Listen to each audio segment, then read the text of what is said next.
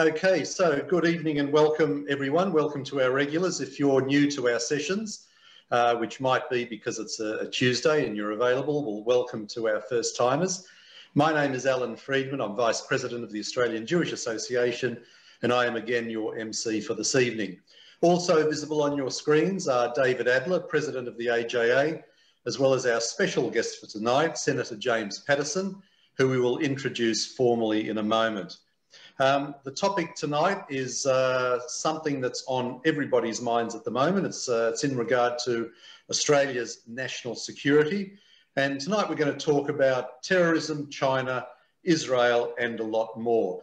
So the plan is that David will chat with James for about 30 minutes, after which we will open up for questions from the audience. So please think of questions as we go through, and then we can take you once we get started.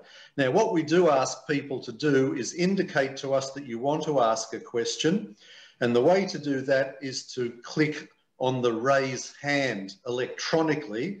So if you go to the participants icon at the bottom of your Zoom screen, click on that, you should find a raise hand icon, or it might be a green tick or whatever it is, but anything to just let us know that you want to ask a question, and then we put you in line and go through them one by one. The chat function is available as usual, so feel free to use it, but we do ask that you keep the discussion to tonight's topic.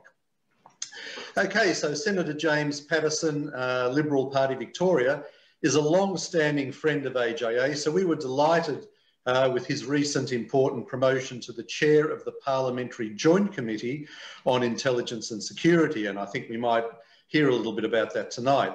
James is on record as a good supporter of Israel and the Jewish world, and he has clearly expressed his view that Australia's embassy should be in Jerusalem. We're going to have a discussion on some current and perhaps confronting issues tonight, and they might include terrorism, threats, aggression from China, human rights, Israel policy, including foreign aid, and that used against Israel, and the influence of the Biden-Harris administration. James, nice to see you again. Welcome to the AJA. Thank you for having me. Okay, thanks, James. I'm going to hand over to David now, who will kick off the discussion, and over to you, David. Okay, thank you, Alan, and thank you, James, for being here this evening. And as Alan said, we were indeed delighted with you taking on the role of chair of the Intelligence and Security Committee. For those that are not familiar, what is the role of that committee? David, thank you very much to you and Alan for the introduction, for having me here tonight. Can I just say briefly what a big fan I am of the AJA? I have a great relationship with all the Jewish community representative bodies, but I think the AJA is a really important development in Jewish community advocacy, and I welcome the distinctive voice that you provide in the public debate. David and I actually first got to know each other through an inquiry of the Joint Committee on Human Rights into Section 18C of the Racial Discrimination Act. And David gave a brilliant and powerful presentation before the committee about how support for free speech is intrinsic to Jewish philosophy and religious teachings. And it was a distinctive perspective because most other Jewish community organisations were supporters of 18C and opposed to reform of it. And so I really welcome the voice that you provide, particularly for the centre-right community within the Jewish community. It's a really important one. And just briefly on the issue of Australia's embassy in Israel, we may get into that in more detail in a moment, but I was in fact the first ever Australian politician to call for our embassy to be moved to Jerusalem. I did so in my maiden speech 5 years ago in March 2016, and that was not only before Donald Trump had moved the US embassy to Jerusalem, but before he'd even been elected as president or even nominee of the Republican Party. So I like to think I paved the way for Donald Trump. Probably unlikely that he was watching my maiden speech, but nonetheless, I feel very ahead of the curve on that one. And I'm very pleased that the Morrison government has established for the first time ever a diplomatic presence for the Australian government in Jerusalem. We now have a trade and defence office in Jerusalem. That, in my view, is a good start. One day I just hope to see us change the plaque on the wall and it can say embassy instead of trade and diplomatic mission. David, coming back to your main question though about the role of the committee, it can be briefly summarised in two ways. The committee's role is to keep Australians both safe and free.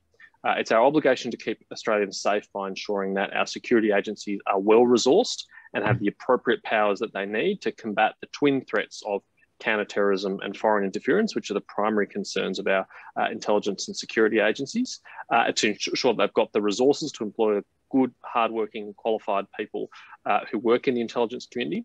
It's also our obligation to make sure Australians remain free, and we do that by providing really robust oversight of our security agencies and the extraordinary powers that we sometimes grant them.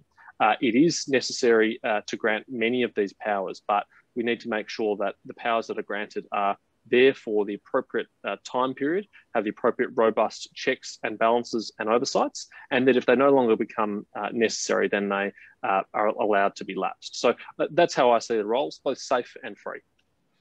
What can you say about the current threats, James, that you can say publicly about from a terrorism perspective, firstly?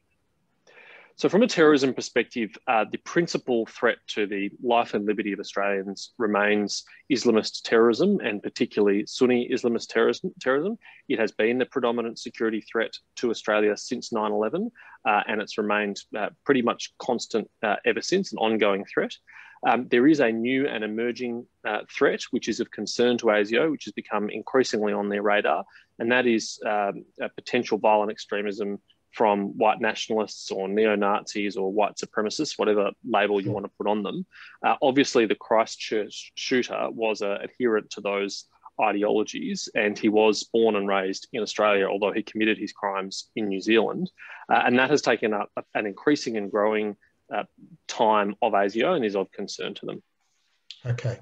Well, let's drill down on what arguably has had a lot of attention and perhaps might even be the largest existential threat. And I know you've been quite outspoken on China. So from someone who's not directly involved, we see China's activities in the South China Sea. We've seen them crush democracy in Hong Kong. We hear about threats to Taiwan. Should we as Australians be concerned about that? We absolutely should be, David, but I should say when I entered Parliament, I never thought that I would be actively involved in the debate about Australia's relationship with China. In fact, in my maiden speech, unprompted, I acknowledged the really positive development of the lifting of more than 600 million people out of poverty in China by the embrace of market-led reforms from Deng Xiaoping onwards in the 1970s, late 1970s. That's a profoundly positive event, and it's enriched both the Chinese people and the Australian people. We've got very rich from trading with them. Unfortunately, though, perhaps it was always there, perhaps it was always going to end up where it did, but the Chinese Communist Party has become increasingly authoritarian, increasingly assertive in our region, and has been increasingly meddling in our domestic political affairs, and that should be of concern to all Australians. ASIO says that and previous heads of the ASIO have publicly confirmed that the level of foreign interference in Australian democracy is higher than it has ever been, even at the height of the Cold War, and that the principal source, the overwhelming source of that foreign interference is the Chinese government and the Chinese Communist Party. What's different, though, from the Cold War is that our economy is much more enmeshed, and we are culturally much more enmeshed with China than we ever were with the Soviet Union. And so it poses a very different and even more challenging threat to us, and that requires different responses from us. We also have China's interest in what arguably are important strategic assets, James, and I'll just mention three. The Port of Darwin, and we did have your predecessor in the role, Andrew Hastie, as a guest, and he explained that actually had slipped under the radar of the federal government. It did not go through an approval process, but there's now been some legislation which can address that retrospectively or gives the federal government additional powers. Water, seems that we've got a major, and agriculture generally. And just in the last week, we learnt that a massive parcel of land near Badgerys Creek, which is going to be Sydney's second airport, has been acquired by a company that's got Chinese affiliation. So how do you see this? What's your view on strategic assets being owned by directly or indirectly by the Chinese government? Yeah, this is a hugely important issue, David. I should say at the outset that I am strongly supportive of foreign investment in Australia. It came with us on the first fleet, and we wouldn't be the country that we are today if we didn't have foreign investment. It underpins our wealth and prosperity. And I also support foreign investment from China. However, I think looking back, I think it's fair to say that historically we were naive about the motivations of some foreign investors. If you are an investor who comes to Australia who wants to invest because you're seeking a good commercial return, you intend to abide by our laws, pay your taxes, respect our sovereignty and our democratic way of life, then you are welcome. And we really do value your investment and your interest in Australia. But if you have other motivations, if you have geopolitical or strategic motivations, and that is what's motivating your investment in Australia, then I think you need much greater scrutiny on your investment proposals. And I'm pleased that that's now happening through a significantly expanded, much toughened up Foreign Investment Review Board framework. But there were some mistakes made historically. I'm on the public record, as Andrew Hasey was, in the view that the sale of the Port of Darwin or the lease of the Port of Darwin for 99 years was a mistake. There's a fairly morbid joke in Darwin that all the money's been spent from that and we've got 95 years left to run on the lease. And that's amusing and troubling at the same time. And Andrew's right to have told you that we have significantly changed the laws since then, so that if a new proposal like that came forward today, it would get the scrutiny that it deserves and, in my view, would be highly likely to be rejected. But there have been significant investments by Chinese state-linked or state-owned enterprises in areas of critical infrastructure, including our electricity grid, as you say, in water and other areas. And that does demand our attention, and it does demand a very close eye by our security agencies and others here in Canberra. Do you think Daniel Andrews signing a Belt and Road initiative is going to attract federal government intervention? I was very concerned when Daniel Andrews first announced that he was going to enter into negotiations under the Belt and Road scheme. Without even getting into, or before we get into the elements and the details of the Belt and Road scheme, my view is it is inherently harmful for a subnational entity like a state government or a local council or a university to enter into agreement with a foreign government that is contrary to the position of the federal government of the time. And in the case of the BRI, it's not just contrary to the federal government's position, it's actually contrary to the Federal Labor Party's position too. So there's actually bipartisan consensus in Canberra that Australia should not sign on to and should not participate in the BRI, and yet Daniel Andrews has rejected that. Now, the Chinese Communist Party has an explicit political strategy of trying to divide Western democracies internally. They try to divide us between political parties, and they try and divide us within different levels of government. And Daniel Andrews, unfortunately, in signing on to the BRI, participating in the BRI, has contributed to that, has undermined that. One of my proudest moments in the federal parliament was when the Prime Minister Scott Morrison and the Foreign Minister Maurice Payne announced the Foreign Relations Bill, which will give the federal government the power to cancel the Belt and Road Agreement and any other agreement like it that we deem is contrary to the national interest. Interestingly, though, it just gives the federal government the power that probably most Australians assumed that we already had. They just thought it was logical that it should be the federal government in charge of our international relations and not state governments. And we do welcome international engagement, and even by state and local governments and universities.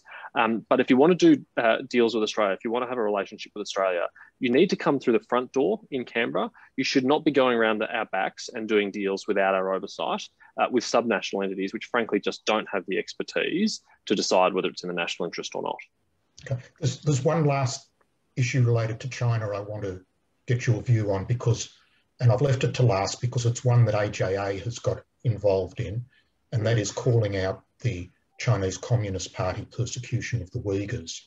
Yep. And we've published articles. We had an event with a Uyghur representative, and we've made a submission to the Senate inquiry, which is currently looking at legislation which might ban certain goods that can be demonstrated to have been made by Uyghur slave labour. And the moral argument that we're using is essentially the lesson of never again. That, I mean, obviously every situation is different and it doesn't directly compare to the Holocaust, but there are elements which are really worrying. Now, I'd like to pin you down on two things, because there are two matters that are going to come before the Senate, and you're a senator. Next week, there will be a motion moved that identifies what's happening as genocide. and has some other provisions. And also there's the prospective legislation concerning goods that have been made by forced labour. Where do you stand on those two things you will be asked to vote on in the near future? Yeah, thank you, David. I really welcome the AJA's participation in this debate and your advocacy in this debate. When the Jewish community of all people stand up and call out genocide, I think all of us have an obligation to listen very carefully and take those comments very seriously, and I do. I'm very happy to say that I personally regard what is being done to the Uyghur people by the Chinese Communist Party as genocide. And not only that, but it is probably the most serious, or one of the most serious, systemic abrogations of human rights we've seen since the Holocaust in modern history. It is a profoundly disturbing thing. And of course, it mirrors the earlier oppression of the Tibetan people, of many other groups within China. And it's one of the reasons why I'm so motivated to speak out about the abuses of the Chinese Communist Party, because I think it is an appalling injustice, and one which people in the free world have a real moral obligation to speak out. So I welcome the fact that you have. On the question of the two, the Senate motion and the legislation, on the Senate motion, this will sound like a boring technical answer, but it's kind of important. We set aside a part of the day every day in the Senate, usually in the afternoon, for about an hour to debate these sorts of motions. Debate, though, is the wrong word, because what happens is these motions get put to the chamber and there isn't an opportunity for every senator to stand up and explain their position and articulate it. We're just required to vote on it, yes or no, immediately. And so this part of the day in the Senate has generally been reserved for uncontroversial issues, simple, straightforward issues. Most senators use this time of day to move motions congratulating the U3A in their local patron seat for the good work that they do, or a post office on its 100th anniversary of servicing a local community. It's not generally the place where we deal with really complex, weighty, difficult matters like this one. And so there is a bipartisan tradition in this part of the Senate time to deny formality. Both major parties agreed to deny formality for what's termed as complex and contested foreign policy matters. Typically, this is used to prevent green attempts to get us to vote to condemn Israel or other contested, difficult issues. And it is not a statement that the Senate shouldn't deal with these issues, but just that is not the right place to deal with these issues. There are other times in the Senate program to deal with it where we can have a debate where you get to stand up and talk for 15 minutes about your position and why you feel that way. So my suspicion, without knowing for sure what position has come to, is that this particular motion moved by Senator Patrick will meet that same fate. It won't receive formality, and therefore it won't be able to be voted on for that reason. But no one should interpret from that the Senate or senators are unsympathetic or uninterested or not at all, don't care about the plight of the Uyghur people. We are profoundly concerned about it. And I think Australia's taken a real leadership role in this region, in this issue. Maurice Payne, only a few weeks ago, called for a UN special investigator to be allowed access to Xinjiang so that they can investigate the incredibly disturbing atrocities that have come out of Xinjiang. And I hope that the Parliament will soon legislate for a Magnitsky Act, which will allow us to directly sanction officials responsible for this sort of conduct. And that Magnitsky Act, should it be passed and agreed to by the Parliament, I don't think would have happened without the context of what's happening to the Uyghurs. So even if that motion doesn't pass, there's still strong support. On the question of forced labour and slavery, it is an enormous problem all around the world. It is particularly a problem in China, and it is particularly a problem in Xinjiang. And one of the things that really frustrates me about this issue is that a lot of companies have come to government and said to government, well, it's just too hard to assure ourselves that our supply chains are slavery-free, and we just don't know for sure whether or not it's been used appropriately, or people have been forced or coerced. Modern supply chains are too complex, we can't do it. Frankly, I think that's abrogating the moral responsibility that they have as companies. Frankly, I think their consumers expect better of them. And really, it shouldn't take a rocket scientist or an international investigator to tell you that cotton from Xinjiang is probably going to involve some slavery. I mean, there's been so much coverage about these issues, in so much investigative journalism which has warned the world about this. There's really no excuse for companies not being aware and not taking the prudent steps to protect themselves and their brands from being involved in this. So, I mean, we do have a Modern Slavery Act. There is a proposal to beef it up. That might be worthwhile and necessary. But frankly, I'd just like to see some moral leadership from corporate Australia stepping up to say that slavery is abhorrent and we want no part of it in any of our supply chain, and we're going to do whatever is necessary to assure ourselves it's not the case. Yeah, well, our submission to the Senate inquiry, James, didn't deal with the technical aspects of a trade ban. It's not our expertise, but we were trying to strengthen the moral argument that it's got to the point where intervention is required. The whole lesson of Never Again is not to turn away, not to sit on your hands if you see a people being persecuted because of their identity. And we'll keep banging on about it. Well said, David, and thank you. Okay. Now, let's move on to Israel. I'm sure there's great interest amongst our group about some policy issues relating to Israel. Now, just recently, the front page of The Australian, and followed up by an article as an exclusive, said that the Labor Party is moving further towards the formal recognition of something that they will call a state of Palestine. Now, I want to, before asking you some questions, I want to play a 1-minute video because I did formulate some questions, and you'll see that somebody asked them on my behalf on Sky News. So here it goes.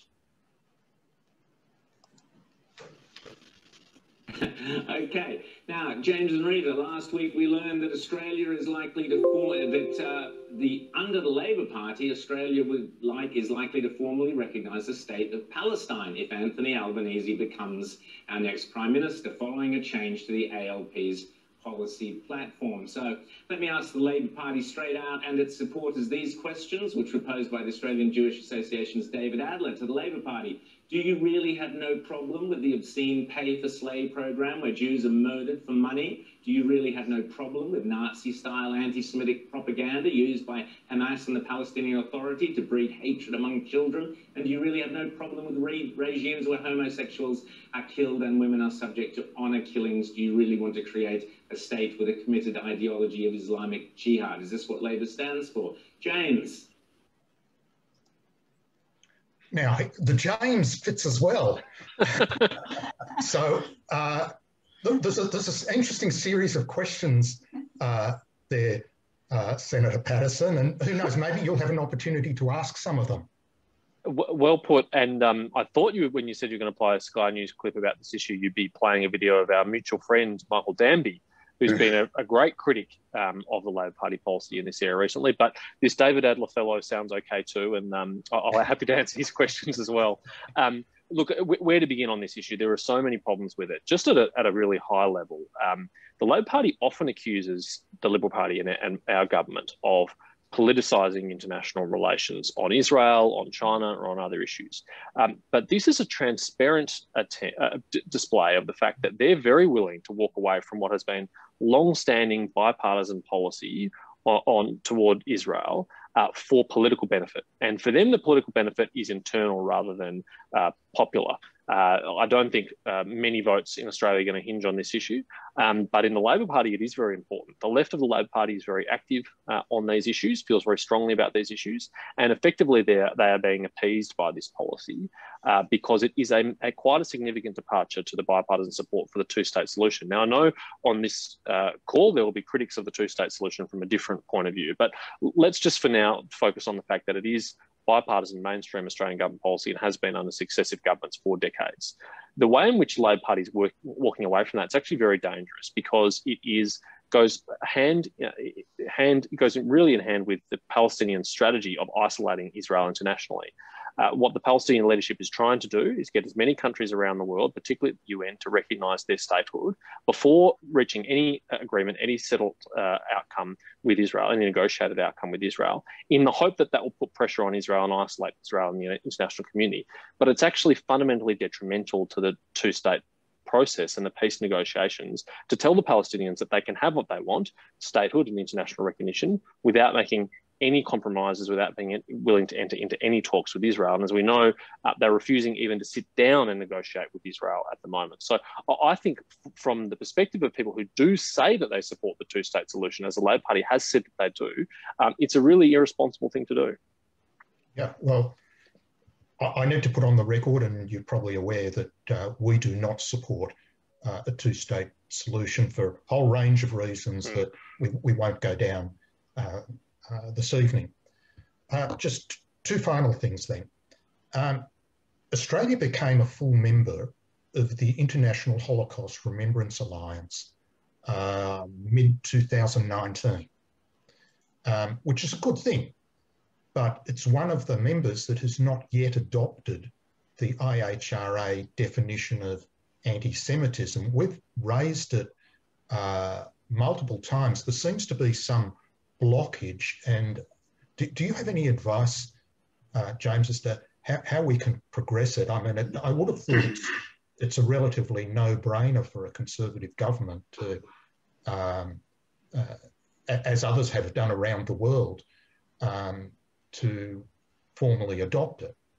Yeah, David, I'm not aware of any opposition or any concerns to formally adopting the IHRA proposal or IHRA wording on anti-Semitism. As you say, we are a full member of IHRA, and I take from that we're supportive of it. I don't understand what any reluctance there would be to adopt it. Perhaps people feel that by being a full member, we have effectively adopted it.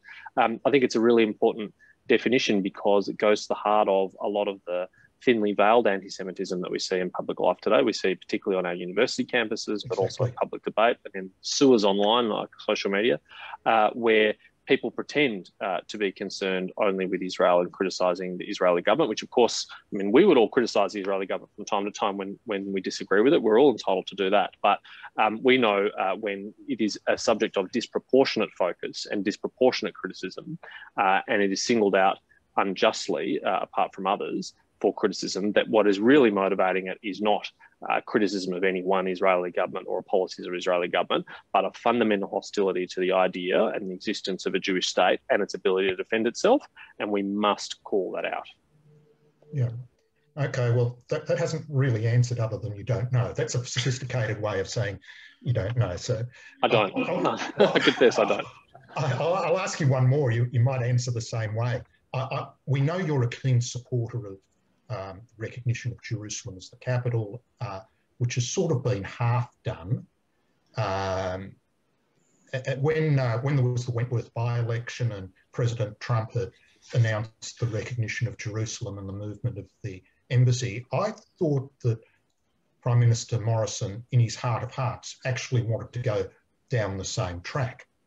And instead of making a decision in the manner that the US did, he called for a consultation process. We were involved in that consultation process, and it seemed to get derailed. And we ended up with a sort of a dog's breakfast where I know you mentioned that Australia has opened a sort of a commercial office in Jerusalem, but we ended up recognising something called West Jerusalem. And I can tell you without a doubt that there were people in the office of the Prime Minister in Israel who would have preferred that Australia said nothing, that come out with that. How did it get derailed? What happened? Well, David, I understand why you and the AJA want more progress in this area. I want more progress in this area, but I think we should take stock of the progress that we have made. It was unthinkable only a few years ago that Australia would have any diplomatic presence in Jerusalem, that we would recognise any form of Jerusalem as Israel's capital. We, along with almost every other country in the world, were persisting with the fiction that Tel Aviv is Israel's capital, despite Israel not designated as their capital. We had our embassy and all of our diplomatic staff in Tel Aviv, and all of that has changed. And in my view, although I thought John Howard was a great Prime Minister and supportive of Israel, and Tony Abbott and Malcolm Turnbull were very strong supporters of Israel, Scott Morrison is, in my view, and I think this is uncontested, the most supportive Prime Minister of Israel, of any Prime Minister we've ever had in Australia. And I think we should all be very proud of that. And I think we stand head and shoulders against most other countries in the world in our support for Israel. Certainly our voting record at the United Nations is really on par with the best of the best, and particularly under Scott Morrison. So I'll continue to be pushing for our embassy to be actually relocated to Jerusalem, and for us to recognise Jerusalem as Israel's capital. I don't know how it was derailed, to use your language, in the process, except to say that it was publicly known to be an irritant in our relationship with Indonesia. They particularly strongly objected to a potential move, and there may have been other countries who felt that way. But I have a very strong view that it's not Australia's place to dictate to Indonesia or any other country how they deal with Israel and where they put their embassy in Israel if they choose to do so. And equally, I don't accept that any other country should dictate to us where we should put our embassy or what we should recognise in Israel. That's a matter for a sovereign Australian democratically elected government to determine without any interference from others. And ultimately, I think we always have to be in charge of our own destiny here. And I think the respectful and appropriate thing to do is to allow Israel to do what every other country in the world that we have diplomatic relations with, and that is to decide their own capital city within their own borders. And it is not the act of a friend to say, actually, we don't think that's your capital and we're not going to recognise it. We're going to put our embassy in some other city. I don't think Australians would take very warmly to that if foreign countries started recognising other cities for their own reasons within our country. Yeah, well, I mean, obviously Melbourne's misbehaved and thank you so much. I can see we're at half-time and we've got a whole series of questions. So, Alan, if you'd like to resume control and invite some questions. Okay, thanks, David. Now, we've got some questions lined up. I've got Reuven, Mike, Brian and Jeff. Just before we get started, I do want to ask one of my own, James. You very correctly started this evening by identifying that the main threats to terrorism are Islamic and far right wing. But my observation is that people are much quicker to criticise the neo-Nazi far right extremists than they are the potential threat from the Islamists. And it may be because these far right groups are small, they make a lot of noise, they've been very evil, and perhaps they don't represent a major or a significant voting bloc, whereas once you start criticising Islamic terrorism, all of a sudden it gets very PC. Have you noticed any of that, and do you think that's a fair observation, or is the country giving as much credibility to both sides of this potential threat? Alan, we could spend the whole evening, if we wanted to, talking about the media coverage of these issues and the good and the bad and the ill in that. But let me answer from the perspective of the focus of our security agencies. They are not swayed inappropriately or otherwise to have the wrong focus on threats to Australian communities and our way of life. They dispassionately go after these threats wherever they arise and regardless of their ideology. And as they say, they've been tracking the threat of right-wing terrorism or extremism for many decades in Australia. And historically, it has not presented a significant threat to our way of life and our safety and security, but they are concerned about it because it's been growing rapidly recently. There's a lot more activity and a lot more organisation on this part of the spectrum than there previously was. But they have not at all lost focus on Sunni Islamist extremism, which is the main source of Islamist extremism in Australia and the main threat. And they continue to deploy, entirely appropriate resources to that. And they're not an agency, and they're not people who are influenced by political correctness or media coverage or any other such thing. They don't care about your ideology. In Australia, you can have whatever wacky views you like. If all that you do is go to the family barbecue and bother your family and friends about your wacky views. But the moment in which you start to contemplate, plan, and hopefully never, but potentially carry out violence in the pursuit of those goals, whatever your goals are, you will become of great interest to those agencies, and they'll come down on you very hard, as they should. Okay, thanks, James. All right, we'll go to the audience questions. So, Reuven, you're first. Please unmute yourself and ask your question. I've actually got two questions. First question is, we've got Army, Navy, Air Force. I understand that the Navy in Australia is under direct control from the Governors General. So when we have threats, or if we want to take part in South China Sea exercises, do we have to have the assent or the approval from the Governors General? That's the first question. Second question, what are the possibilities of opening a Taiwanese embassy in Canberra? Let me take the second one first, because that's a really interesting one. I'm a great friend of Taiwan as well. And in fact, the way in which Taiwan's plight was first explained to me was that it's actually a little bit similar to Israel's. It is a liberal democracy in a region where there are very few liberal democracies, and it faces grave threats to those liberal democratic values from its aggressive near neighbours. In Taiwan's case, its aggressive near neighbour is a lot larger than Israel's near neighbours that are threatening, but I guess Israel has many threats to it among its neighbours, and Taiwan just has one. So I'm very sympathetic to the plight of the Taiwanese people. It's a country that also has a lot of similarities with Australia.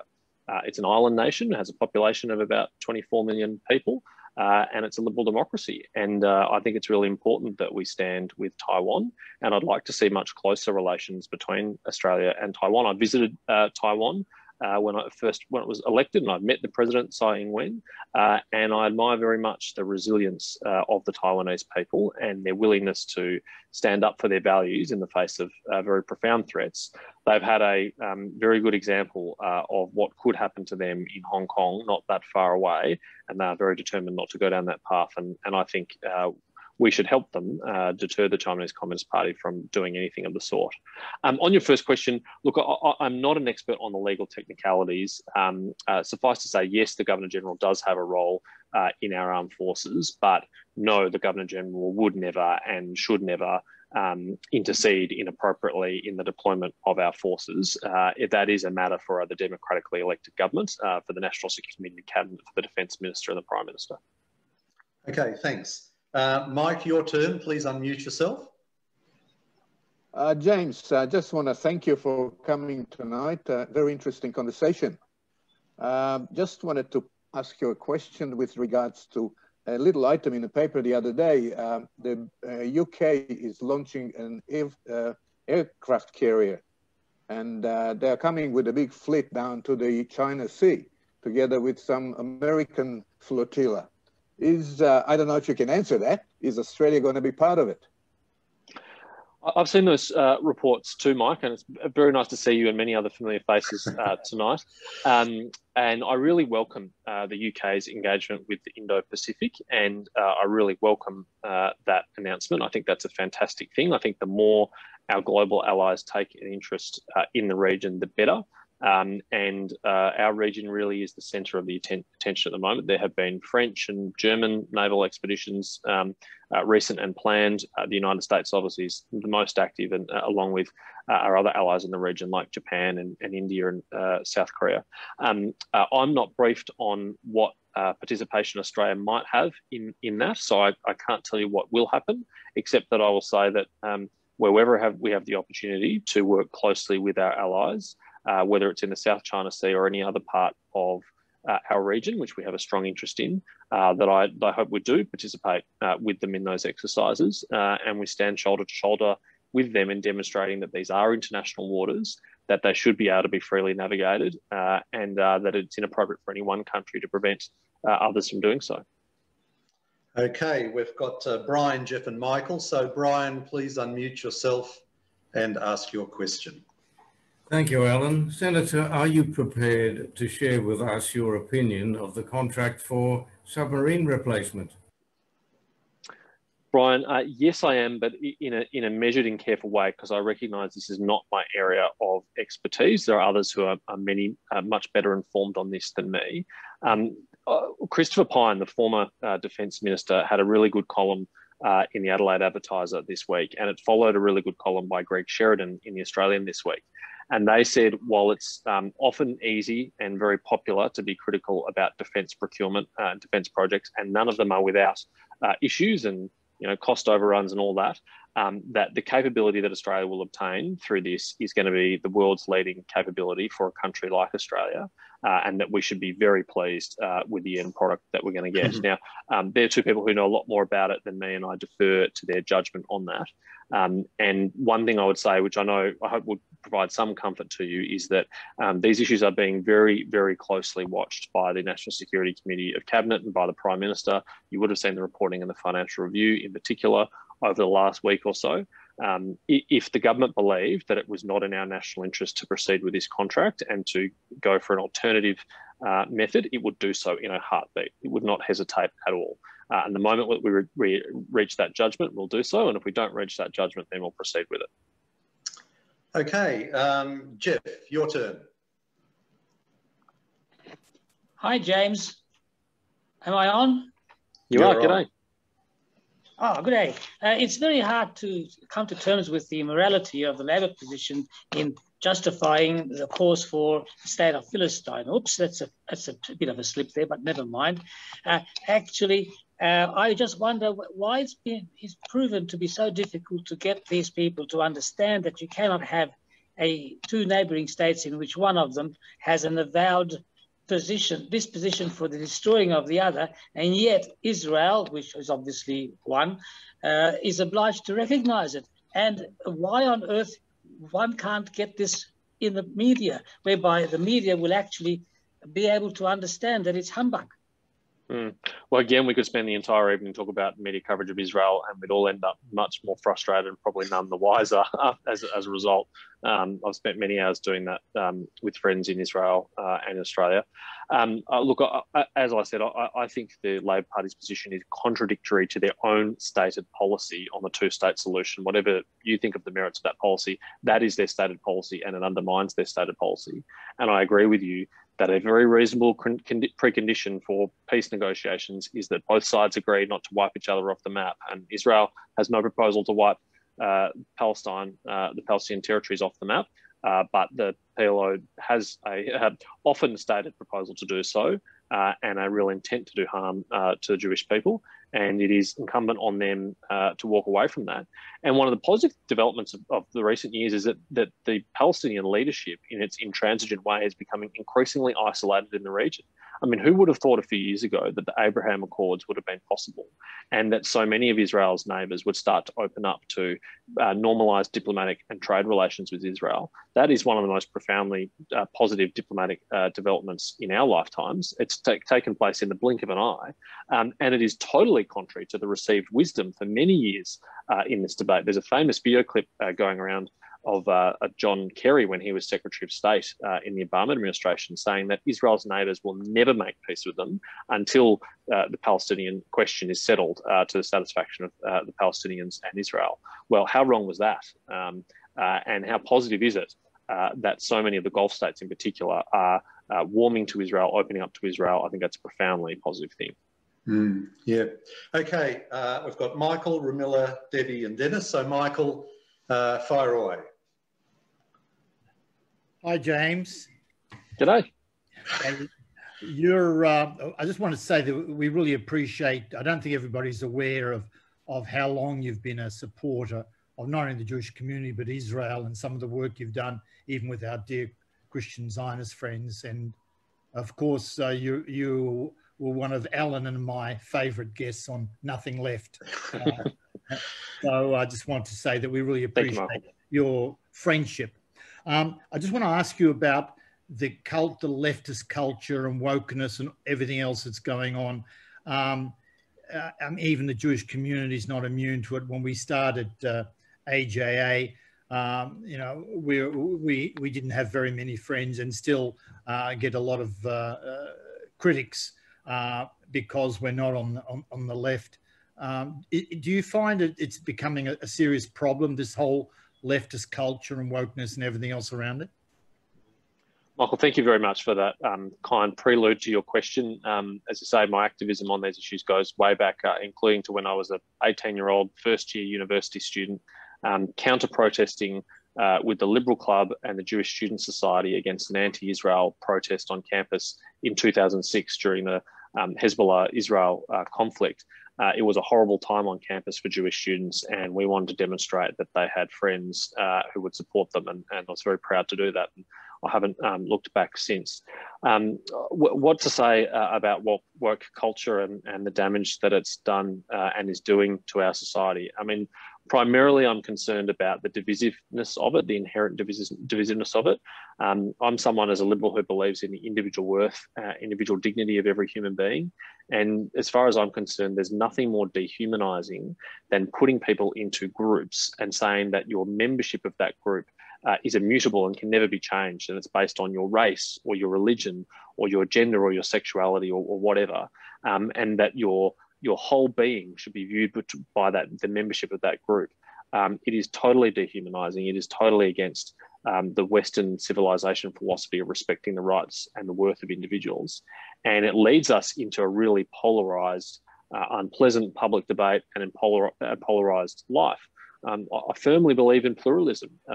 I don't seek to dictate how other Australians want to live their lives. That's a matter for them. And all I ask in return is they don't do the same, that they don't try to use the power of the state to say, you must live by our values and you must uphold our values, because we all have different values. And there's no problem for us to coexist as good neighbours and friends if we respect each other's right to live our lives according to values. It's one of the reasons why I've been really active in the debate about religious freedom and better protecting it in Australia, because I think there is a militant strain of secularism which tries to quash religious beliefs. And although I'm not religious myself, I really believe it's a core of one of the freedoms that we enjoy in Western societies. So what can we do to push back against it? We can refuse ourselves to be defined by group identity.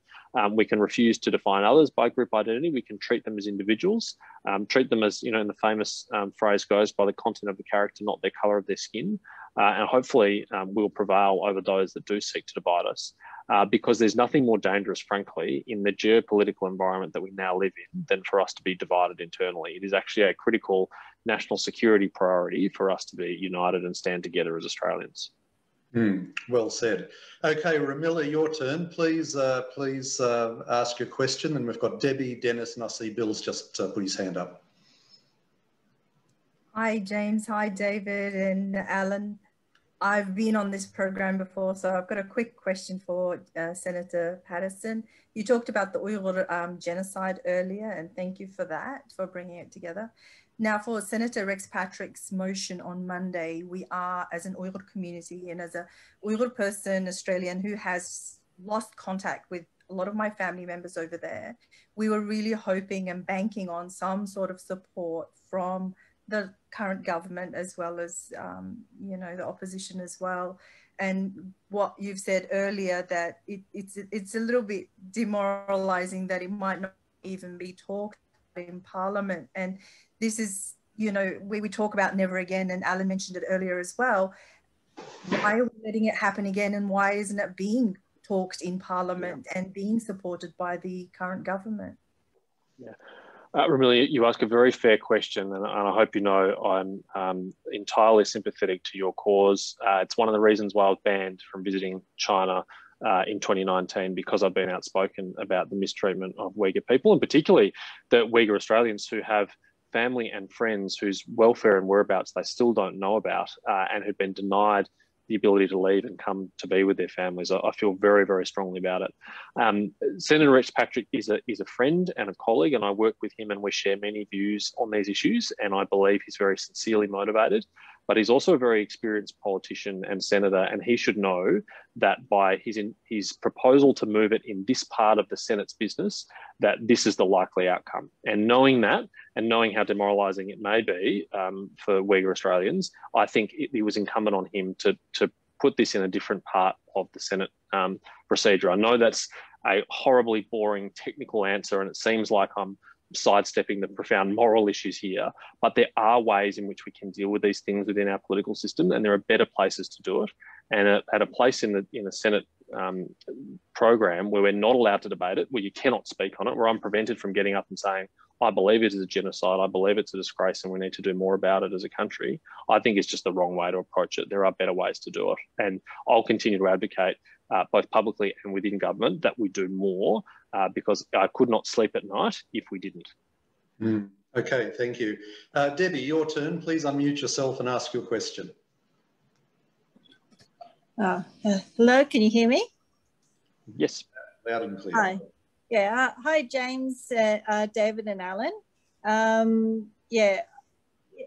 My question sort of related to the last one. Now, there's a lot of publicity about the Uyghurs,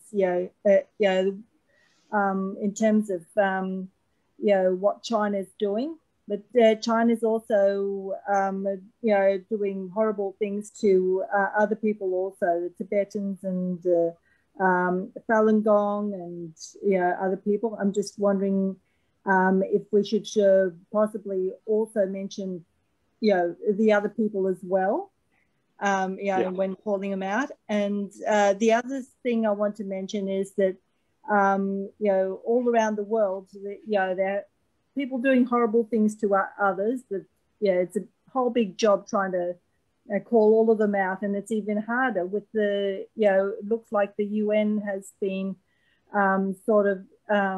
become dominated by the main perpetrators of those bad things. Okay, what do you think, James? Yeah, thanks, Debbie. Look, I've been outspoken about all of those other groups as well, and the way in which the Chinese government persecutes them. And in that sense, the Chinese government is not discriminatory. It discriminates against all minorities, and in a very brutal and sadistic way, in my view. And all of those communities deserve our voices and deserve our support. I think the reason, though, why the treatment of the Uyghurs has attracted disproportionate attention is it is the most current, it is the most comprehensive, it's the most systemic, and it is arguably the worst.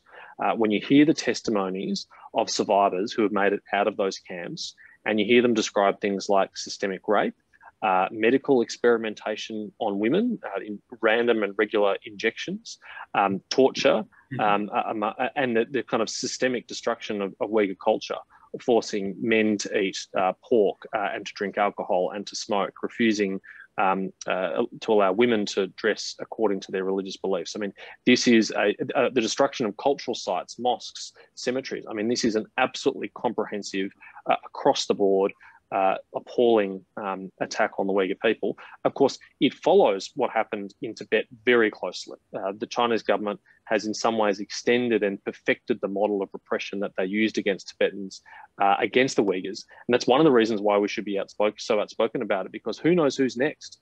Who knows which group is going to be on the receiving end of this next if the Chinese Communist Party is not stopped. Well said. Okay, Dennis, your turn. Please ask your question. Okay, good evening. I'm concerned that Jewish students at universities are still under a lot of pressure, especially from the left, notwithstanding the fact that the government has changed the fee structure for different courses, and for humanities courses increased those fees. It seems that there's a very left-wing element within universities which is changing the curriculum, and in a very woke way in terms of the subjects being taught and the content of those subjects. Classics, for example, are no longer part of the curriculum in many campuses.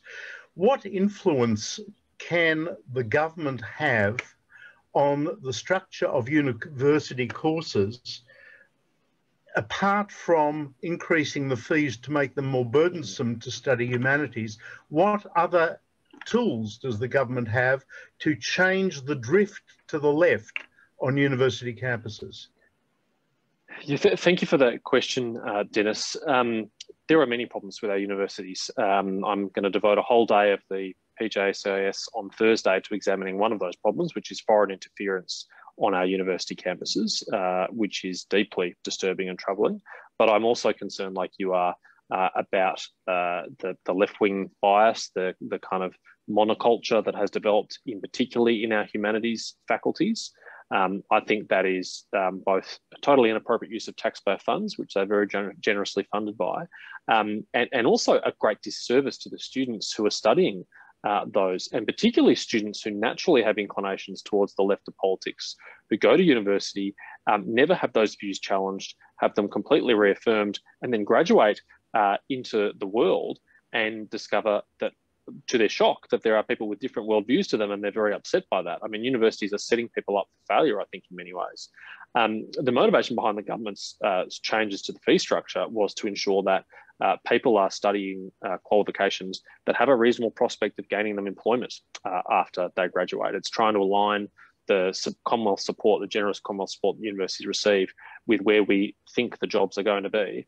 And it won't shock you to learn that there are many humanities courses or courses within humanities that have very poor employment outcomes. So if students are bearing a greater proportion of that cost themselves in HECS, I hope they themselves will think, gee, is it really wise to study witches and witchcraft as my minor arts degree, or should I maybe think about something that's going to get me a job?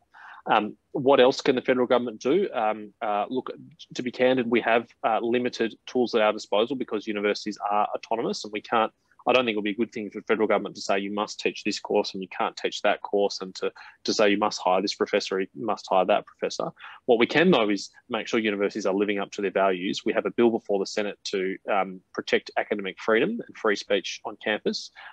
We've led an inquiry process, and we have a model code on free speech, because one of the problems is, one of the reasons why this monoculture has developed is that people with alternative views have been ostracised and penalised. Okay, thanks. Bill, we'll take your question if it's a quickie. Please unmute yourself. Oh, there we go. Hello, James. How are you? G'day, Bill.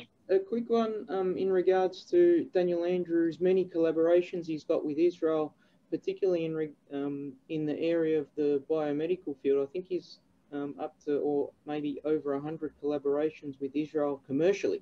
Do you think if they changed the platform, we'd have an opportunity to leverage some of those relationships politically? I know it's maybe not in your scope of things, but for other Liberal members, like some lowly Liberal members like us, do you think it might be worth the effort? Well, I was really encouraged that our new Trade Minister, Dan Tehan, has said that one of his priorities is a free trade agreement with Israel. Now, Israel is not our biggest trading partner by any stretch, but it is an economic and trade relationship which I think is really untapped. There's enormous opportunities for cooperation, as you say, in areas like biotechnology, but also agriculture and water technology. Israel, we know, as a startup nation. I wish Australia had the same kind of startup entrepreneurial culture that Israel has. We have a lot to learn from Israel, and there's real gains to be made, I think, from free trade agreements. So I'm really glad that's on the agenda, and I think that'll benefit our countries both strategically and diplomatically. There's obviously strong defence and intelligence cooperation already, but let's build up those economic ties even more than they already are, which have been built principally by strong diaspora communities in Australia. But let's broaden those and spread them out to benefit all Australians. Yeah. Okay. Look, that's all we have time for. James, I want to thank you again. I sometimes worry about the very woke younger generation, and then when I see and hear you, I come away feeling a lot more optimistic. So if we could, we'd love to clone you. But what really impresses me is your knowledge. You know, your knowledge, particularly of the Middle East and Israel, is fantastic for somebody that's getting asked to comment on it. So all power to you, and when you're ready to make a run for Prime Minister, James, let us know, and we'll be certainly there to give you a hand. So thank you again for this evening. Very kind. Thank you, everyone. Lovely to see you. And I'll just hand back to David for the closing remarks, and then that will be it for tonight. Thank you, Alan, and thank you, James. At the risk of upsetting both of you and indeed our audience, in about 15 minutes, there's a scheduled post which is going on to the AJA Facebook page. Now, James spoke about the importance of people being judged by their character, by their attributes, etc., and not to put identity politics over the top of this. Well, when you go into a supermarket to buy product, most people might be guided by perhaps the quality of the product or the value of it, but we will be showing an example of supermarket shelf labelling that labels the race of the company owners that produce it, so that if you want to buy black-owned product or Hispanic-owned product. There is a chain of supermarkets in the US that has started to introduce that labelling. So we've got a hell of a battle still to fight. I also want to announce that on the 21st of March, so in less than 2 weeks, I'll be going to Adelaide to meet with our Uyghur friends and to talk about how we can help further in the advocacy of an issue that has been discussed tonight. So the final thing that needs to be done is to foreshadow what's going to be happening next week. And let me go straight to our guest for next week. We have the Director of External Relations of IMTTSU, which is one of the most active pro-Israel internal NGOs. And when I say active, it confronts the Soros and NIF-funded leftists that try to intimidate the IDF, etc. They're doing very important work, and we will have their, in effect, their international director next week. And finally, as we always do, we ask everybody here to actively support AJA, do at least these 3 things. If you're not yet on our email list, go to the website jewishassociation.org.au and you can subscribe to the email list, receive information and event notifications, like and follow the Facebook page. And of course, if you're not yet a member or haven't contributed, we also ask you to do that as well. So thank you, James. Thank you, Alan, and another great event. Yeah, thanks, David. Just a reminder, we're back to Wednesday night next week. Again, thank you, James. And from all of us to all of you, thank you for joining us. And we look forward to seeing you again next week. So for now, it's good night to you all. Bye for now.